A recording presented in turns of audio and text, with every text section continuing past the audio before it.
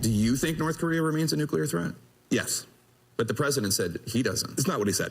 I mean, I know precisely. He tweeted what he that there is no longer a nuclear threat from North Korea. Right. What he said is that what he said was that the efforts that had been made in Singapore, this commitment that Chairman Kim made, have substantially taken down the risk to the American people. It's the mission of the Secretary of State and the President of the United States to keep American people secure.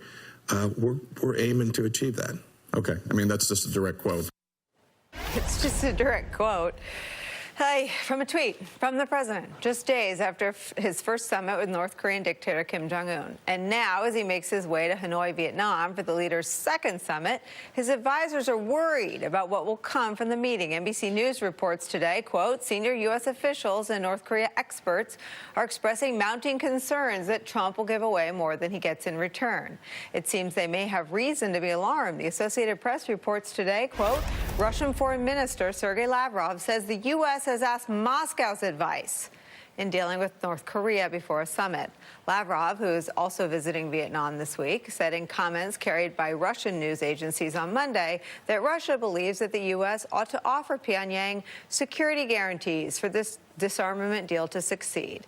Joining us here on set is Stephanie Cutter. She was the deputy campaign manager for President Obama's 2012 run, and MSNBC contributor Jason Johnson, politics editor for The Root. So one of the most bizarre things about covering Trump is you got to keep an eye out on Russian state media, because often you find out about Russian-U.S. conversations there.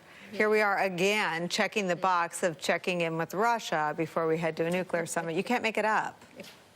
No, you can't. And we all have to learn Russian, I guess. Yes. But no, that's no. Yes. Yes. We, see. I don't know. I don't know how to say yes. You know, it just reminded me of the reports that we heard that Putin was, you know, assuring President Trump that there were no hidden missiles in North Korea, and he was believing them over his own intelligence. Right. And so there's McCabe's book, you know, there's a long history here of president siding with Russia over his own intelligence agencies. I mean, you've advised President. We've all been advisors, and there's angst before a high-stakes summit when your boss hasn't met 5 times with an American adversary and destroyed the notes and the evidence. I mean, I guess as a staffer, I have a little bit of sympathy for their angst, but I mean, come on, this is nothing new, and maybe they should have thought about before they, you know, strapped him into his seat on Air Force One and sent him over there again. Yeah, look, let's look at the facts, Nicolle.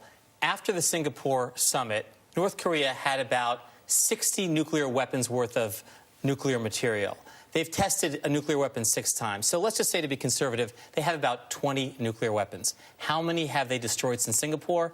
0. So the president is 0 for 20 by a conservative estimate in getting rid of the real threat from nuclear weapons from North Korea. So he goes into the summit, and we would think, under normal circumstances, that therefore that means the bar should be raised. We should be tougher on Kim Jong-un. We should drive a harder bargain. And I think what's really worrying John Bolton, what's really worrying the experts inside our government and around Washington, is that the president is actually going to cave further. He's going to actually be more eager to please. He's going to be more interested in the bromance, in the embrace, in the pageantry, and America's going to get a much worse deal. I want to get to the ridiculousness of his tweets and of his promotion of North Korean beaches.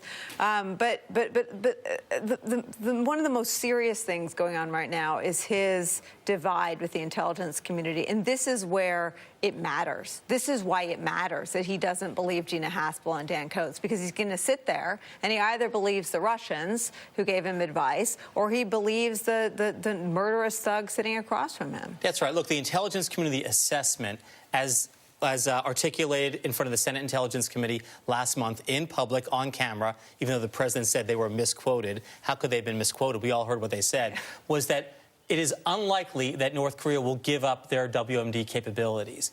And in spite of that assessment, in spite of that warning, public and private, to the president is basically saying, no, they're doing it, they're giving it up, there's no threat. In some ways, the president is trying to just speak of his own reality. It's kind of like what he's doing with the wall. The wall is being built. Well, actually, no, it's not. They're giving up their nuclear weapons. Well, no, they're not. In both cases, incredibly dangerous to be so naive and to be so false about the facts. So from the simply dangerous to the dangerous and ludicrous, this was the president talking about the economic opportunities in North Korea. They have great beaches. You see that whenever they're exploding their cannons into the ocean, right? So I said, boy, look at that. Wouldn't that make a great condo behind? And I explained, I said, you know, instead of doing that, you could have the best hotels in the world right there. Think of it from a real estate perspective. You have South Korea, you have China, and they own the land in the middle. How bad is that, right? It's great. Jeremy was here the first time I saw that. I couldn't get my jaw off the table for the rest of the hour, basically talking about turning North Korea into Boca. But, you know, that's how he thinks. Yes. That should keep everyone up at night. It should. And the really disturbing thing, Nicolle, about this president is apparently all we need is a fire stick so that we can watch Fox and Russian television and we know everything he thinks about. Well, that's it. True. That and reruns of The Apprentice. Because all he cares about is how the Russians feel about him, what he's being told by Fox News, and where he thinks he can make a buck. And the disturbing part is, yeah, that may work for him, it may work for Jared, it may work for Don Jr. That does not work for the entire United States of America. It does not work for the South Koreans. It doesn't work for our soldiers who are there, who are sitting on pins and needles right now because they don't know if he's going to magically declare that they all have to be gone in 6 months because Kim Jong-un offers them something. The real concern that I have, again, I've pointed out all along that the president's belligerence against North Korea has actually helped North and South Korea come closer to peace.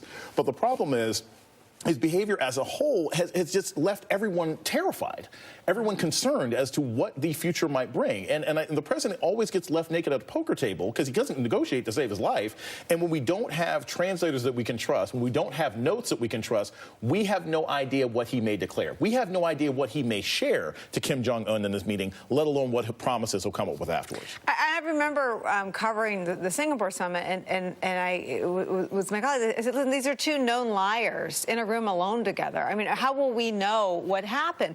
But I have a question for you about Secretary Mattis. So he left. We don't know that he was terrified, but he was concerned enough about what would happen to our Kurdish allies that he quit over the president's dangerous decision about Syria policy. Do you think, I mean, the coverage leading up to this is so much trepidation among the president's own cabinet.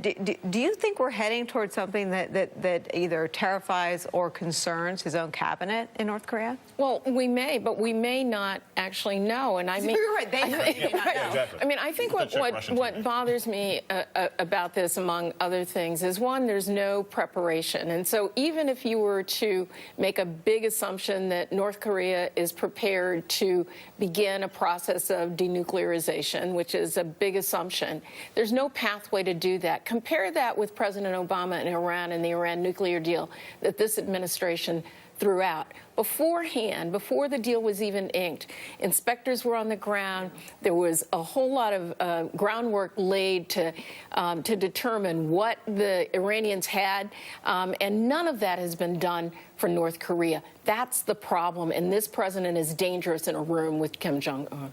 All right, after the break, Trump triggered. For a president who loves to tell people how terrible and low-rated the Oscars are, he clearly paid very close attention to that.